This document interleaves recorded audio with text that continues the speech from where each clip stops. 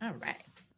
So, welcome to today's show with my special guest, Deanna Singh. I'm your host, Kelly Charles Collins, CEO of HR Legally Speaking and founder of Ladies Who Leverage, which is a global women's community that empowers women to leverage their expertise, resources, and relationships to build their business, brand, and badassery. I'm also a former employment law attorney, and now I consult with companies on unconscious bias, bystander intervention, and courageous conversations. And finally, I am the chief visionaire of the Visionaire Incubator, where I empower women to transform your visions into reality. But today, I'm so excited to speak with Deanna Singh. Deanna is an accomplished author, educator, business leader, and champion for marginalized communities. She does so much great work in the community. And so at the end, when we tell you about following her, I really want you to get in contact with her.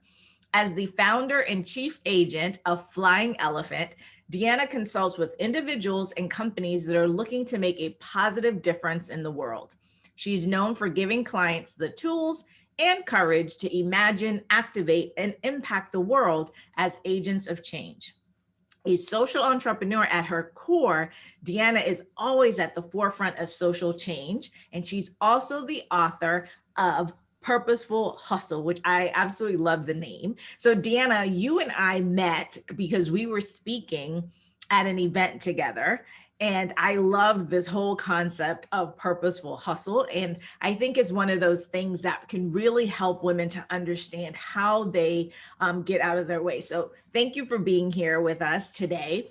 And before we get into the meat of everything, I've said a lot about you because you are an amazing woman and you've done a lot of things. Give Thank us you. a little bit more about your background and how you came into this space of purposeful hustle. Well, first of all, thank you so much for inviting me to have the conversation with you. You know what a big fan I am of all the work that you're doing. So it's an Thank honor you. to be here. I have a really eclectic background, Kelly. I've had the opportunity. I'm a lawyer by training. I have a business degree. I've started a number of different companies.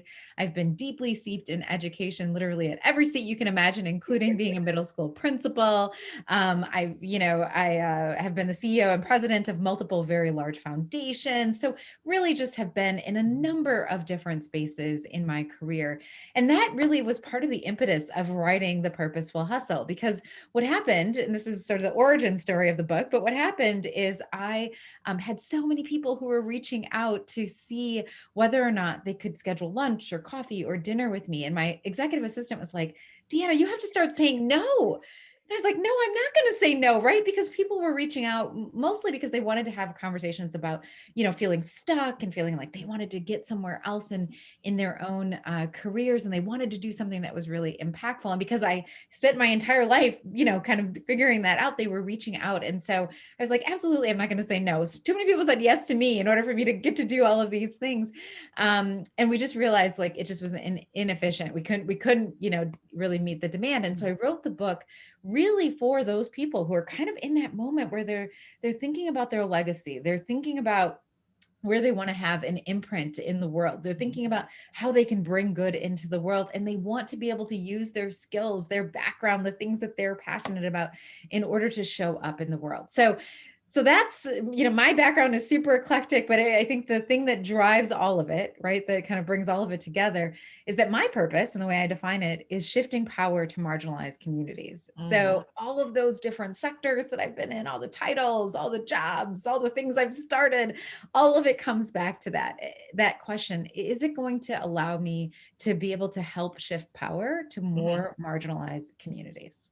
And I think that's so important when you said about purpose and alignment, because I think if we do identify our purpose as we go through life, whatever it is, whether it's a personal endeavor or a professional endeavor, if we have a purpose, we can easier more easily see when we're out of alignment, right? So I think of myself, my purpose is to be the light for others to step into their greatness. So I'm all about creating safe spaces And and you are so good at that. oh, thank you. Thank you. Creating spaces for people to be able to, really fully realize themselves and own their power.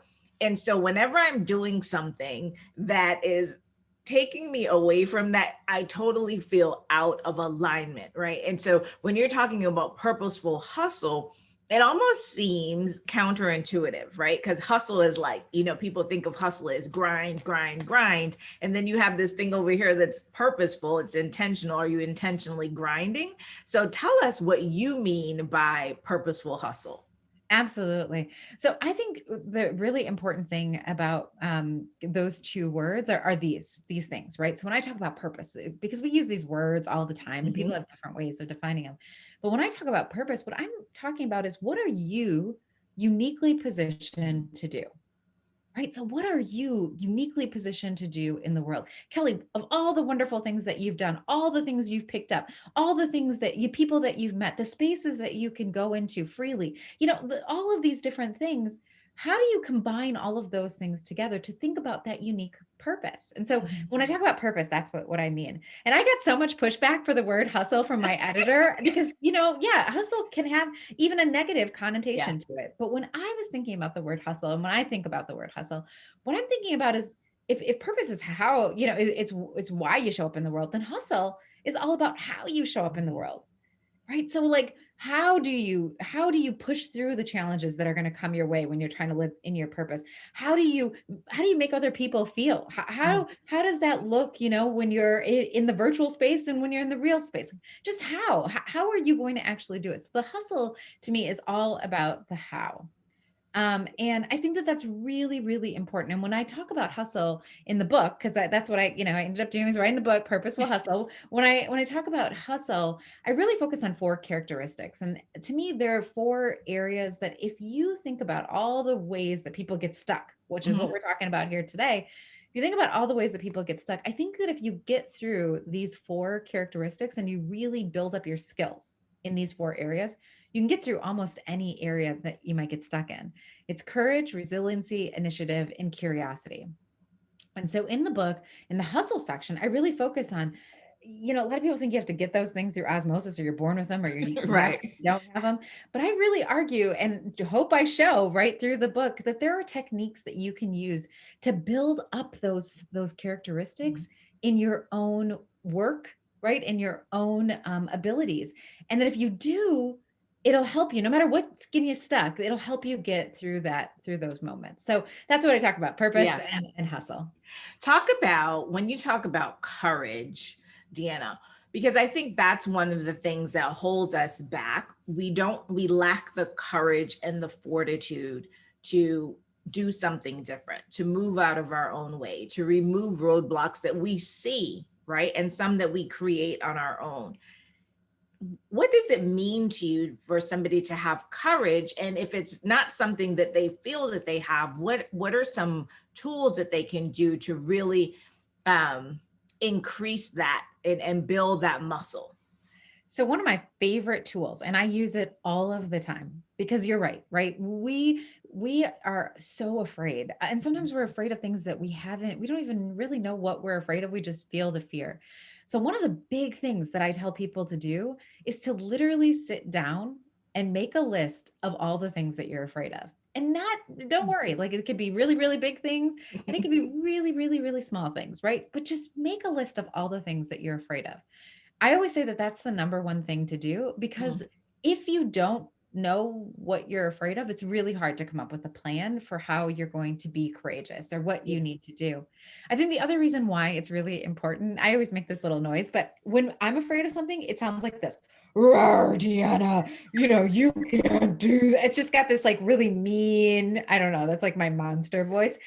But the minute that I write it down, it like comes from this big thing that's like looming over my head. It like trickles down my brain, comes into my arm, it comes into my pin. And then I do this with intention. I almost write it as small as I can, right? But I Mhm. write it down. And as soon as I do, it goes from to like, "Doot, doot, doot, doot, doot, doot," Right. and To I the can see small it. thing. Yeah, it becomes like a much smaller thing. And then I can actually look at it and I Mhm. can spend some time with it. And I can really think about what's at the core. And is that truly, I might have been saying it's this thing, but is that truly what I'm afraid of. And Yeah. I think just that little exercise of writing down the things that you're afraid of allows for so much room for you to do some real reflection on, Mhm. is that a real thing? Is it as big as I'm actually making it be? Are there ways that I can mitigate it? Or who are people I could talk to who have already overcome this? When have I already overcome this? Right, because sometimes it's a Yeah. repetitive fear that we have. And, it's the same thing, I talk to women about with limiting beliefs or, claiming imposter syndrome. It's like, write those things down and ask yourself, like, where did that come from? Why do you believe it? Who told you that? Right? Because we have these things and we claim these things and we allow them to take power over us. Right. Absolutely. And so I love what you're saying, like let it flow through you to the point that you write it down and see it and have to confront it. You have to, it's there now on the piece of paper. So let's look at it and let's analyze, why is that there? And why am I allowing that to get in my way? Why am I allowing that to keep me stuck where I'm not supposed to be, right? I need to move forward. I'm thinking about what you were saying about your background of, being a lawyer, getting a business degree, doing all of these things, because it's similar to my background, right? I am a lawyer. I have degrees in fashion. I have a degree in business, right? I have all these things. And I know that there are women who, like us, are in the legal profession or maybe in some other profession, doctors, engineers, professions where you've gone through a lot of school and you want to do something else, right? They want to transition, but they have people saying, don't do that, right? Or I can't believe you're going to do that. What was it about you, though, Deanna, that said, yeah, I have a law degree and I have a business degree, which you're using now, and like me, you're leveraging your legal expertise. But what was it that allowed you to not be stuck in what other people said? No, you went to law school, you need to be a lawyer, and really moving into what moves you and drives you every day. I'm going to sound like a broken record, but really it comes back to having a very strong understanding of my purpose. Yeah. And I tell people this all the time. If you know what your purpose is, you can use that as like your filter. Hmm. You can use it to decide what you're going to do and when you're going to do it and whom you're going to do it with. And right, you can use that in so many different ways. I literally use it as a way to filter through my email. Is that going to help me shift power to marginalized communities? It's not. Well, That's a good one. thank you so much for reaching out to me. But unfortunately, this isn't something I can do because I'm really focused on, fulfilling my purpose. I even have some, if you ever get that email from me, you'll know, right? Because I haven't gotten it. Thank you. I have it as a template because I've become more comfortable with that, right? And I I've been love that. that's so powerful. So when there are, people who are chatting and, getting in your ear, or you're like worried about this title, or you're worried, at the end of the day, because I know what my purpose is, I've never had to chase those titles. Yeah. I've never had to chase, other people's opinions. I can always just come back to something that I know I'm really grounded in and Yeah. use that as my decision-making tool. And then quite frankly, all the other things come. Hmm. Right? When That's you're true. grounded in your purpose and you are living in a place where you can flow, when you are living in a place where you could just do more and more because it gives you energy and it brings you life, and you're able to, all the other things, right? Kind of work themselves out. Now, Yeah. not to say that it's easy. Right. Definitely been moments, and Right. especially early in my You're career, like, where I was like, "Oh my goodness, I went to school for 1,000,000 years, and now I'm half going." $1 million in student loan. And how am I going to tell my mama, right? Like, of course, like, let's not pretend that those Right. things are real and that they happen, and then we have to manage through them, but they Yeah. can't be the end. They Mm-mm. have to be part of your process, but not the end, Yeah. right? And if you're always shooting towards that purpose, I think it just keeps you, like we Yeah. started this conversation, aligned. Yeah. I don't know if you know this, at the end of October, or yeah, October 22nd to be exact, of 2019, my partners in my law firm said that by the end of the year, I would no longer have a job because they couldn't afford to pay me. So I had been practicing law for 24 years. I had moved to Tampa for that job. I had been there a little over 3 years, and that was, for them, the end of it. And I was sitting there and I was thinking, and I had been planning that I was going to transition and, do all my speaking and all that stuff. But I had also said I wasn't going to leave until August of 2020. And so, as I was talking to my husband about, what I was going to do, and I thought about it and I said, you've been playing footsie, 1 foot in, 1 foot out, right? And they've pushed you out. So now what are you going to do? And it just became very, very clear to me that I needed to leverage my profession to pursue my purpose. Right. Yes. So I wrote this Say whole that again, article. Kelly. Say it again. Right, leverage your profession to pursue your purpose, because I wrote this whole article about my freedom papers, and that day I had received my freedom papers. And so often we think that, I think one of the things that keeps us stuck is that we think that there is no money in purpose. Mm. And so many times we don't pursue our purpose because we think, no, that's just something that's heart centered, that, nobody's going to pay me for this. I cannot monetize it.